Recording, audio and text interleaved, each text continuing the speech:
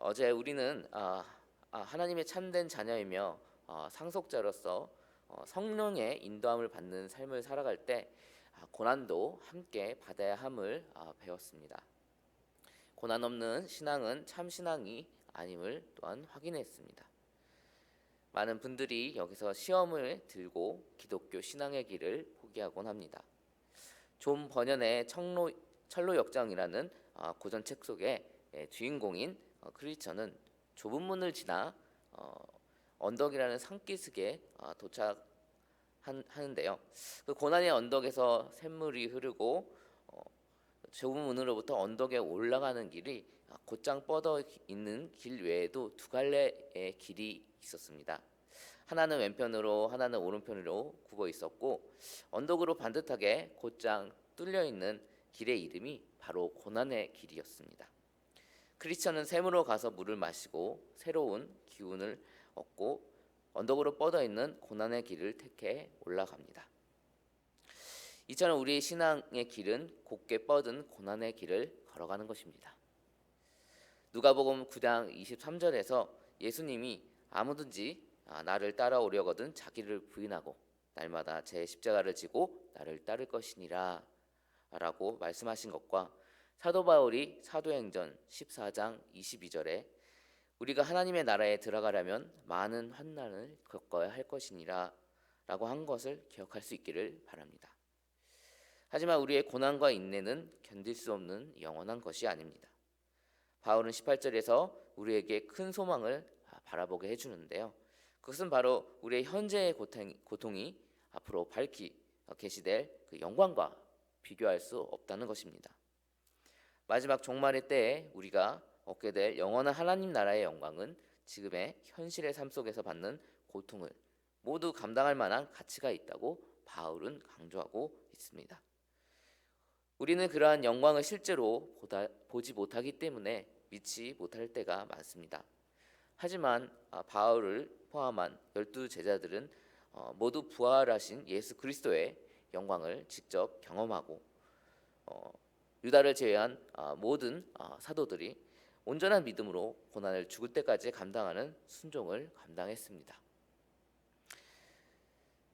왜 바울을 포함한 11 제자 중 pat모섬에 유배당한 사도 요한을 제외하고 모두 순교를 당한 것일까요? 그것은 바로 부활의 주이시며 살아계신 하나님 나라의 왕이신 예수님을 직접 보았기 때문일 것입니다. 이 영광 안에서는 앞서 배운 하나님의 상속자로서의 모든 유업들이 포함되어 있습니다. 상속자는 그 모든 정권과 혜택을 누리는 자입니다. 우리는 이처럼 하나님 나라의 모든 특권과 혜택 그리고 전권을 예수 그리스도와 함께 공동 상속자로서 누리게 될 것입니다. 그 안에는 양자됨과 육신의 구속 곧 영생도 포함되어 있습니다.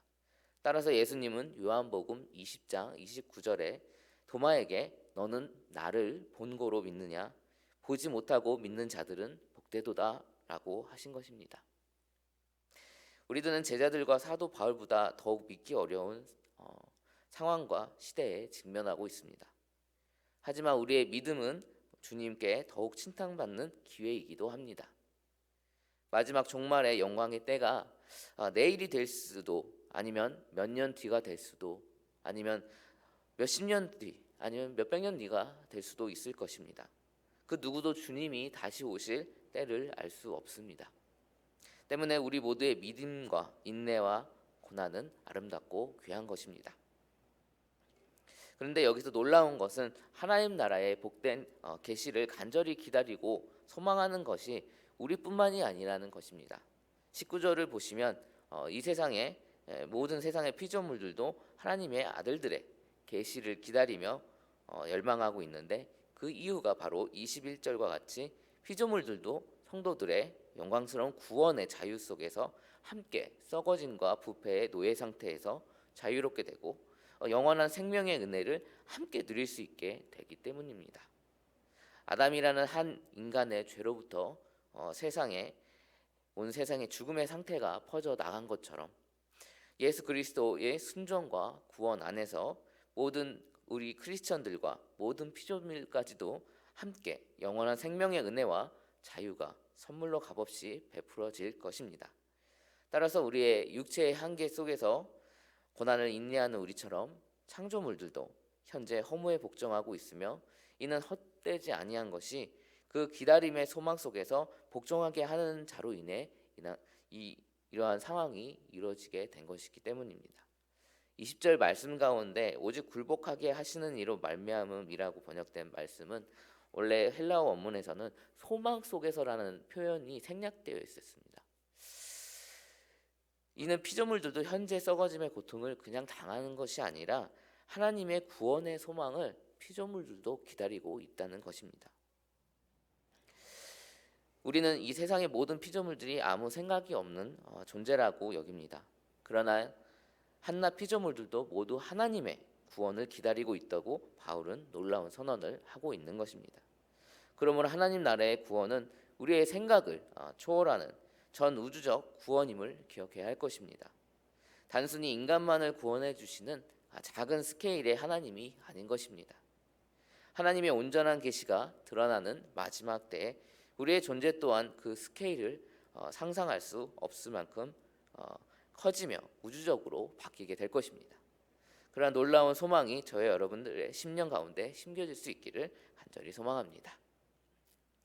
바울은 피조물의 구속에 대한 진리의 선포에 이어서 23절에서 신자들의 구속에 대한 열망과 탄식에 대해서도 강조하고 있습니다. 그런데 여기서 강조하는 것은 바로 성령의 첫 열매를 가졌지만 양자됨과 그리고 육신의 구속을 간절히 소망한다는 것입니다. 고린도전서 15장 20절에 그러나 이제 그리스도께서 죽은 자 가운데서 다시 살아나사 잠자는 자들의 첫 열매가 되셨도다라고 바울이 말한 것처럼 신자들은 바로 예수 그리스도를 가진 자들입니다. 우리의 신앙이 예수 그리스도를 믿음으로 소유하게 된 것이 끝이 아님을 사도 바울은 강조하고 있는데 그 이유는 바로 우리에게 육신의 구속이 반드시 필요하기 때문입니다.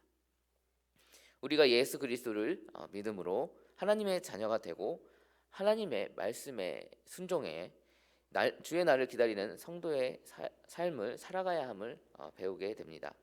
하지만 죄와 사망의 권세 아래에서 육신의 한계 속에서 하나님의 말씀에 너무나 자주 불순종하고 살아가는 것 때문에 우리는 모두 고통스러워하고 탄식합니다.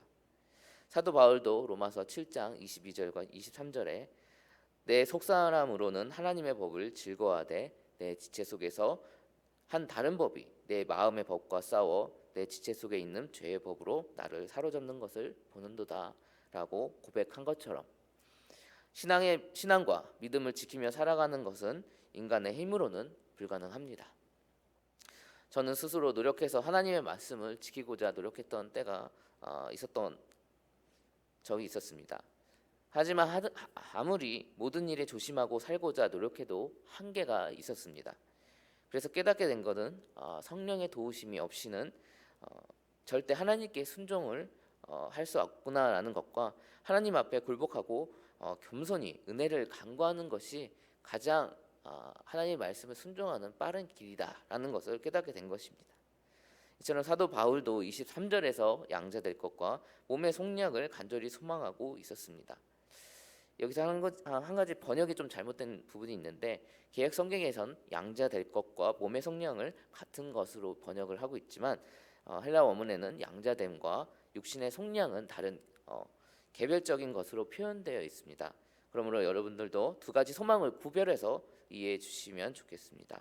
여기서 양자됨은 바로 마지막 때 온전한 상속자로서의 하나님이 우리에게 베푸실 혜택들을 의미하며 몸의 속량은 예수님과 같은 부활체의 형상을 우리가 잊게 될 것이라는 약속입니다.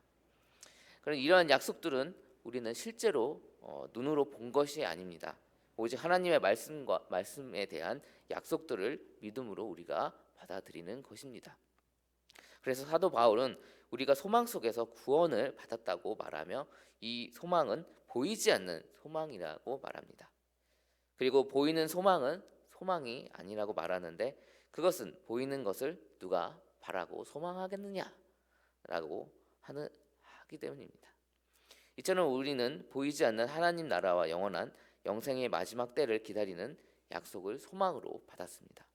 그리고 이러한 보이지 않는 소망은 25절처럼 인내와 참음으로 기다려야 합니다. 히브리서 11장 1절과 2절에 진실로 우리의 믿음의 선진들은 모두 보이지 않는 약속들을 바라며 믿음으로 증거를 받았습니다.